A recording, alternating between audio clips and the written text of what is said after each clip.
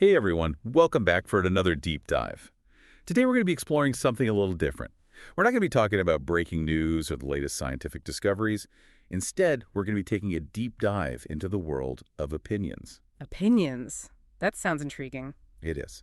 We're going to be looking at a blog post called 50 Opinion Journal Prompts by Clara Penrose from the website Le Stallion.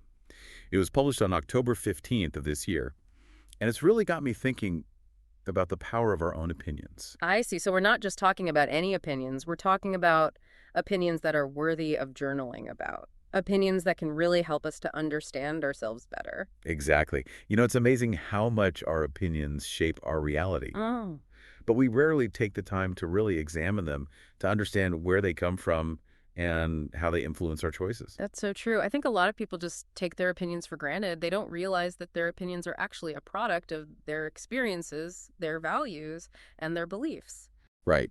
And that's what makes this deep dive so fascinating. It's not just about journaling. It's about understanding the why behind our beliefs and how those beliefs impact our decisions, our relationships, and even our perception of the future. It sounds like we're going to be doing some serious self-reflection today. We are, and I'm excited about it.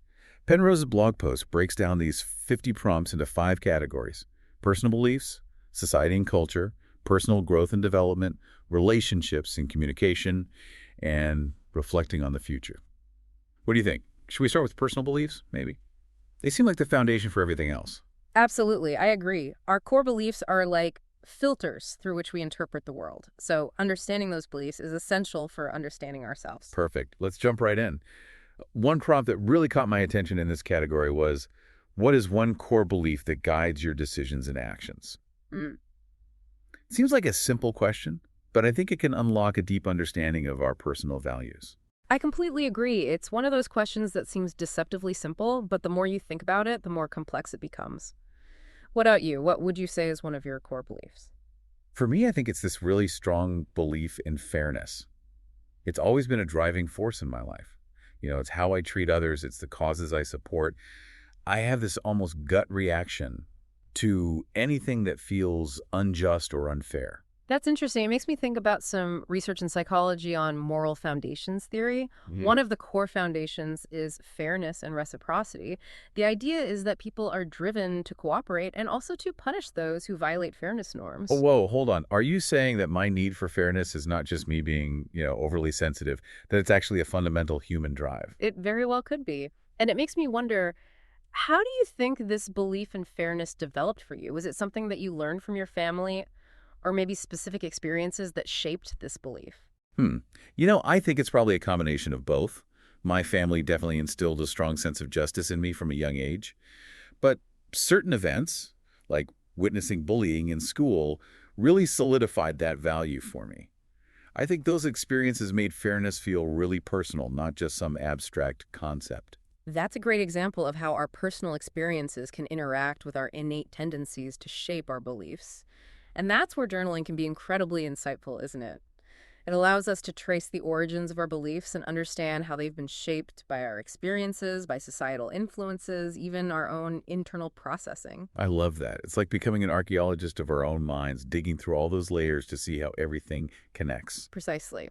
And speaking of connections, there's another prompt in the personal beliefs category that I found really intriguing. It asks, what is the biggest misconception people have about you? Ooh, okay, that one is a little bit tougher. Had to think about that for a second. I think for me, sometimes people perceive me as being overly optimistic, maybe even a bit naive at times.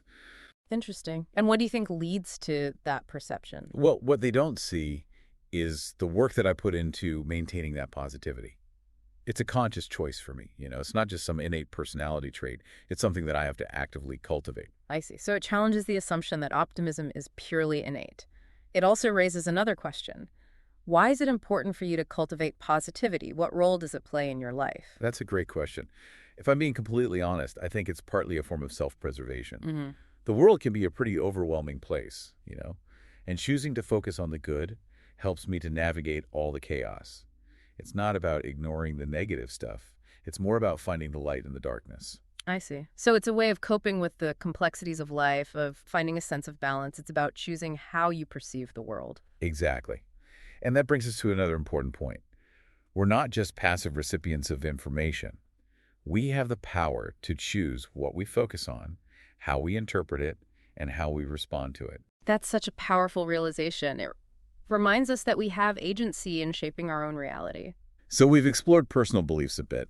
What do you say we move on to the society and culture category? Yeah. I feel like this one is especially relevant in today's world, with everything feeling so polarized and divided. Yeah, absolutely.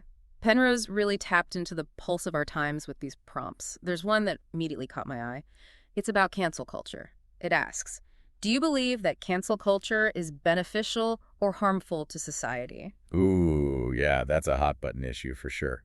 And I have to admit, I see both sides of the argument. On the one hand, holding people accountable for their actions is really important. But on the other hand, I worry about things going too far, about people being condemned for past mistakes without any chance for growth or redemption. That's a great point. Yeah. And that's really the core tension here, isn't it? It's not about taking a hard stance for or against cancel culture. It's about examining the nuances, and it raises a lot of questions. What does accountability look like in a healthy society? And when does it become punitive rather than restorative? Wow. You're right. Those are really important questions to consider. And, it's making me realize something. These prompts aren't really about finding the right answers. They're more about sparking deeper reflection and critical thinking.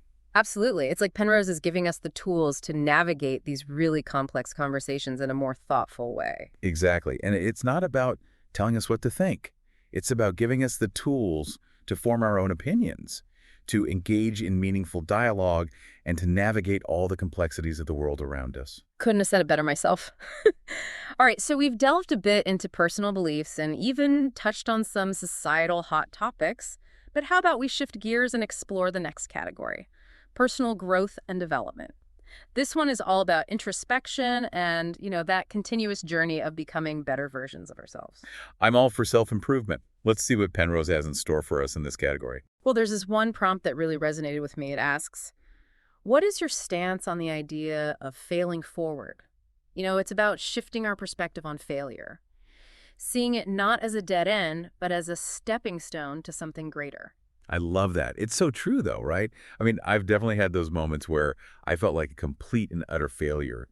But looking back, those were the times when I learned the most valuable lessons, even if they were tough at the time. It's like they say, what doesn't kill you makes you stronger. Exactly.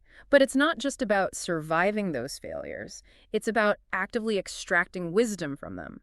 So, thinking about your own experiences, can you recall a time you experienced a significant setback? What did you learn from it, and how did it influence your choices going forward? That's a good question. Let me think. Okay, one that comes to mind is when I started my first business right out of college. I was so passionate about the idea, but I was completely unprepared for the realities of entrepreneurship. Oh, I can imagine. Starting a business is no easy feat. What happened? Well, it crashed and burned within a year, and honestly, I was devastated. That sounds incredibly challenging, but what did you take away from that experience? At the time, it honestly felt like the end of the world. But looking back, it taught me so much about resilience, resourcefulness, and the importance of having a solid plan. I also learned that failure doesn't define me. It's just a chapter in my story. That's a profound realization. It really highlights a key aspect of personal growth, the ability to reframe our narratives. We have the power to choose how we interpret our experiences, even the painful ones. Wow, okay, that was deep. I'm ready for something a little lighter. How about we move on to relationships and communication? This one feels particularly relevant to me. I hear you. Relationships can be complex. Let's dive into that category. There's a prompt here that asks, do you believe people should prioritize independence or interdependence in relationships? And it's such a fascinating question, right? Because I've always valued my independence so much, but at the same time, I crave connection. Absolutely. That's the age-old dilemma in any relationship, isn't it? It's all about finding that balance, maintaining your sense of self, while also nurturing a deep connection with another person. There's no right or wrong answer, really. It's about figuring out what works best for you and your partner. And I imagine what we need from our relationships probably changes over time, too, right? I mean, what we need at 20 might be completely different from what we need at 40. Definitely. And that's where clear and open communication becomes so crucial in relationships. Being able to express your needs, listening empathetically to your partner, and finding compromises that work for both of you. That's essential for any healthy and thriving relationship. Absolutely. Speaking of communication, there's another prompt in this category that really stands out to me. Yeah. How do you approach vulnerability in your relationships? Mm. It's so scary to let your guard down, isn't it? But can you truly connect with someone if you're not willing to be vulnerable? Such a powerful question. And it's so true. Vulnerability is often seen as a weakness, but it's actually a sign of incredible strength. It takes a lot of courage to open yourself up to the possibility of being hurt. But that's also the path to a deeper, more meaningful connection. It reminds me of that Brené Brown quote. Vulnerability is not winning or losing. It's having the courage to show up and be seen when we have no control over the outcome. Oh, I love Brené Brown. Her research on vulnerability is groundbreaking. And she found something really interesting. People who embrace vulnerability actually experience greater joy, creativity, and a stronger sense of belonging. That's amazing. So it's really about allowing ourselves to be fully seen, imperfections and all, and trusting that we'll be accepted for who we truly are. Exactly. Okay, that was incredibly insightful. I'm feeling a little more equipped to handle the ups and downs of my relationships now. I'm glad to hear that. Ready to tackle the final category. Reflecting on the future. This always feels a bit daunting to me, Yeah, because the future is so unknown. I get that. It can be daunting, but it's also incredibly exciting. Think about it. These prompts invite us to step outside our present reality and envision all the possibilities that lie ahead. That's a good point. Okay, I'm ready to stretch my brain a bit. Great. Now, there's one prompt in this category that I found particularly thought-provoking. What emerging technology are you most excited or concerned about, and why? Ooh, that's a good one. I think for me, it would have to be the advancements in artificial intelligence. I'm both excited and terrified by it, to be honest. That's understandable. AI has the potential to revolutionize so many aspects of our lives. Exactly. On the one hand, it has the potential to solve some of the world's most pressing problems. But on the other hand, it raises some serious ethical questions. Like what about job displacement, algorithmic bias, even the potential for AI to surpass human intelligence altogether? You've hit on some of the key concerns surrounding AI. It's this incredibly powerful tool. And like any tool, it can be used for good or for ill. Exactly. And that's why it's so important to consider the ethical implications of these advancements. I couldn't agree more. As a society, we need to have open and honest conversations about how we want to develop and utilize AI in a way that benefits humanity as a whole. You're right. It feels like we're at a critical juncture in history. The choices we make today about these emerging technologies will have a profound impact on the future. Absolutely. And that's why these prompts, these reflections on the future, are so valuable. They encourage us to engage in critical thinking about the future, to consider the potential consequences of our actions today, and to envision the world we want to create. This whole reflecting on the future category is really stretching my brain in a good way. It's making me think about my own legacy, about what I want to leave behind. That's a powerful question to contemplate. And it actually connects to another prompt in this category, the one about what message would you leave for future generations? It's a beautiful invitation to think about the wisdom we've accumulated, the lessons we've learned, and the values we want to pass on. Oh, wow. That's heavy stuff. But you're right. It's important stuff. It makes me want to pause and really reflect on what matters most. I agree. This entire deep dive has been a whirlwind of emotions and insights. Yeah. I'm honestly feeling pretty inspired to grab a journal and start putting some of these thoughts down on paper. I love that. And that's the beauty of this whole exercise. It's not just about passive reflection. It's about taking action, using these prompts as a springboard for personal growth, for sparking meaningful conversations, and for creating positive change in the world. It's funny. We started this whole deep dive talking about opinion journaling, but it's become so much more than that. It is, isn't it? It's amazing how these simple prompts can unlock such profound insights and really get us thinking. It's like Clara Penrose created a key that opens up all these hidden chambers within ourselves. I love that analogy. And it makes me think about something Penrose said in her blog post. Your opinions are not just idle thoughts. They are the building blocks of your reality. That really struck a chord with me because it suggests that by really understanding our opinions, we can actually shape our lives more consciously. It's a really powerful idea, and it goes way beyond personal growth, too. When we engage in this kind of thoughtful self-reflection, we become more aware of our own biases, our values, our motivations. And that awareness can inform everything from how we interact with other people to how we participate in our communities and even how we vote. So it's not just about journaling in a vacuum. It's about taking those insights and actually applying them to the world around us. Exactly. Remember that prompt we discussed about cancel culture?